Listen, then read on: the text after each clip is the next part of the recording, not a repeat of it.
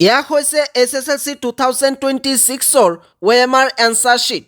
এই OMR answer শ্বীটত 45টা MCQৰ answer Babul কৰিব লাগে। যদি কোনোবাই এই OMR এনচাৰ শ্বীটত 45টা এনচাৰ একেবাৰে শুদ্ধকৈ লিখি থৈ আহে আৰু মাত্ৰ যদি এটা ভুল কৰে তেতিয়াহ'লে SSLC 2026ৰ ৰিজাল্ট নাহিব আৰু তেওঁলোকে ফেইল কৰিব। সেই মাত্ৰ এটা ভুল কি এই বিষয়ে এইটো ভিডিঅ'ৰ জৰিয়তে আলোচনা কৰা হ'ব।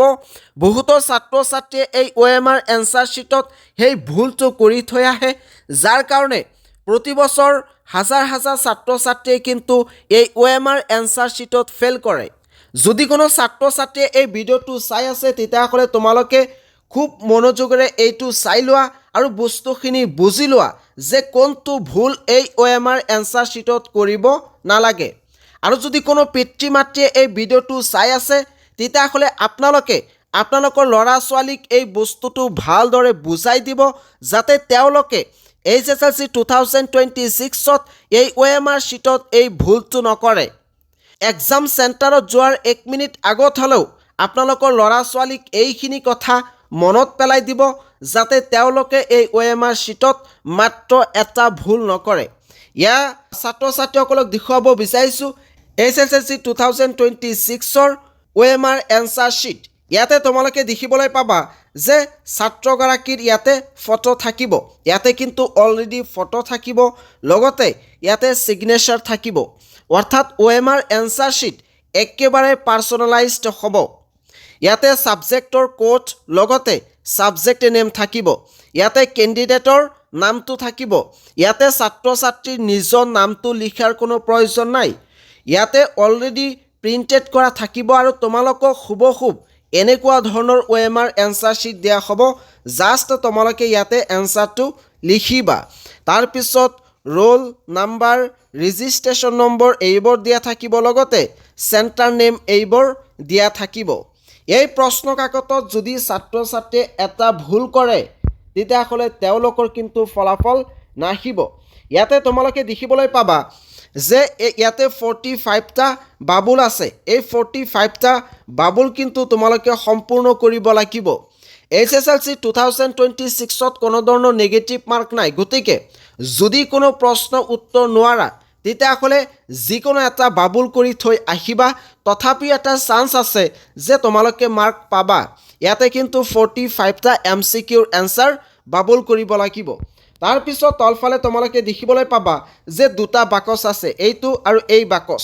প্ৰথমটো বাকচত লিখিছে full signature of the candidate with date, অৰ্থাৎ ইয়াতে ছাত্ৰগৰাকীৰ নামটো লিখিব লাগিব, লগতে ডেটটো লিখিব লাগিব, অৰ্থাৎ কোনটো ডেটত ছাত্ৰগৰাকীয়ে পৰীক্ষা দিছে সেই ডেটটো, লগতে তেওঁৰ নিজৰ নামটো লিখিব লাগিব। বহুতো ছাত্ৰ ছাত্ৰীয়ে ইয়াতে নামটো লিখি থৈ আহে, তোমালোকে কিন্তু ইয়াতে নামটো নিলিখিবা। ইয়াতে নাম লিখিব তোমালোকৰ যি এক্সাম গাইড দিয়া লোক থাকিব, টিচাৰ থাকিব, তেখেতে ইয়াতে ছিগনেচাৰ কৰিব। গতিকে তোমালোকে ভুলতো ইয়াতে ছিগনেচাৰ নকৰিবা। ইয়াতে মেইন মিষ্টেকটো বহুতো ছাত্ৰ ছাত্ৰীয়ে কৰে আৰু যাৰ কাৰণে ছাত্ৰ ছাত্ৰীৰ ৰিজাল্ট নাহে, ফেইল বুলি আহে। সেয়া হৈছে যে তোমালোকে জানা যে SSLC 2026ত 4টা ছেটৰ প্ৰশ্ন কাকত থাকিব, ছেট A, B, C আৰু D। ধৰি লোৱা যে তোমাৰ ভাগ্যত পৰিছে ছেট B, গতিকে তুমি কি কৰিবা, বি অপশ্যনত বাবুল কৰিবা। যদি তোমাৰ ছেট C পৰে তেতিয়াহ'লে এই C অপশ্যনত বাবুল কৰিবা, একেবাৰে সুন্দৰকৈ বাবুল কৰিবা। কিছুসংখ্যক ছাত্ৰ ছাত্ৰীয়ে কি কৰে যে তেওঁৰ ছেট A পৰিছে, এত বাবুল কৰিব লাগে, এত বাবুল নকৰি তেওঁ কি কৰে, ডিত বাবুল কৰি থৈ আহে। এনেকৈ ওলোটা পোলোটা কৰি থৈ অহাৰ কাৰণেই কিন্তু বহুতো ছাত্ৰ ছাত্ৰীয়ে মেট্ৰিক পৰীক্ষাত ফেইল কৰে। গতিকে তোমালোকে ভালদৰে লক্ষ্য কৰিবা, যেতিয়া তোমালোকক প্ৰশ্ন কাকত দিয়া হ'ব সেই প্ৰশ্ন কাকতৰ ওপৰত এনেকুৱা ধৰণৰ বাকচ এটা থাকিব, লগতে ইয়াতে কোনটো ছেট পৰিছে সেই set A, B, C, D এনেদৰে লিখা থাকিব। যদি A লিখা থাকে তোমালোকে একেবাৰে শুদ্ধকৈ এত বাবুল কৰি দিবা। যদি B থাকে তেতিয়াহ'লে তোমালোকে বিত দিবা, তেতিয়াহ'লে কিন্তু C নাইবা ডিত নিদিবা।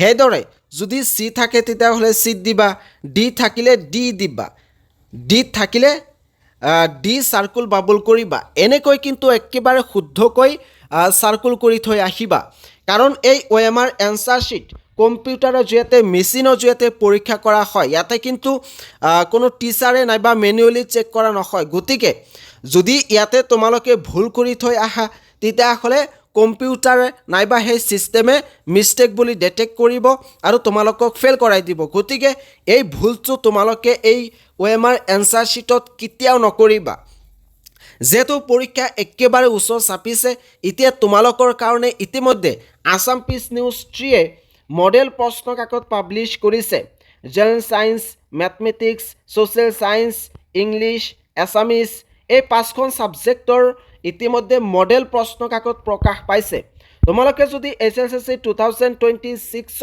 ভাল এটা নম্বৰ লৈ উত্তীৰ্ণ হ'ব বিচৰা তোমালোকে যদি ভাবা যে মই মেট্ৰিক পৰীক্ষাত বহাৰ আগতেই ঘৰত এবাৰ ভালদৰে প্ৰিপাৰেশ্যন লৈ ঘৰত এটা মেট্ৰিক পৰীক্ষা দিওঁ তোমালোকে যদি এনেকুৱা ধৰণে ভাবা তেতিয়াহ'লে মোৰ এই মডেল প্ৰশ্ন কাকত নাইবা চেম্পল প্ৰশ্ন কাকত কেইখন ল'ব পাৰিবা দাম মাত্ৰ এখনৰ দাম 50 টকা যদি কোনোবাই ল'ব বিচাৰে তেতিয়াহ'লে স্ক্ৰীনত হোৱাটছআপ নম্বৰ দিয়া আছে এই হোৱাটছআপ নম্বৰত যোগাযোগ কৰি তোমালোকে ল'ব পাৰিবা আৰু এটা কথা যেহেতু পৰীক্ষা একেবাৰে ওচৰ চাপিছে মাজত মাত্ৰ কেইটামান দিন আছে গতিকে এই কেইটা দিনৰ কাৰণে ইতিমধ্যে তোমালোকৰ কাৰণে এটা ইফেক্টিভ আৰু ভাল ডেইলি ষ্টাডি ৰুটিন প্ৰস্তুত কৰা হৈছে মই বিশ্বাস কৰোঁ তোমালোকে যদি আজিৰ পৰাই এই ডেইলি ষ্টাডি ৰুটিনখন মানি চলিব পাৰা তেতিয়াহ'লে মেট্ৰিক পৰীক্ষাত 80-90% নম্বৰ লৈ উত্তীৰ্ণ হ'ব পাৰিবা আৰু যিসকল ছাত্ৰ ছাত্ৰীয়ে এতিয়ালৈকে